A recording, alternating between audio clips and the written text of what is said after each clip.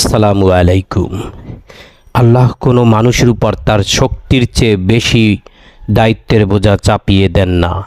প্রত্যেক ব্যক্তি যে নেকি কামাই করেছে তার ফল তারই জন্য, আর যে পাপ সে জমা করেছে তার পরিণামও তার উপর।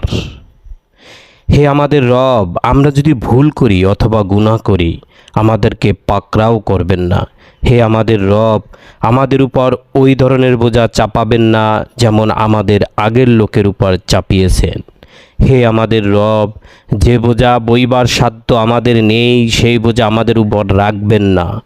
আমাদের সাথে নরম ব্যবহার করুন, আমাদেরকে মাফ করুন, আমাদের উপর রহম করুন। আপনি আমাদের অভিভাবক, তাই কাফিরদের বিরুদ্ধে আমাদেরকে সাহায্য করুন। সূরা বাকারা আয়াত 286। ধন্যবাদ সবাই।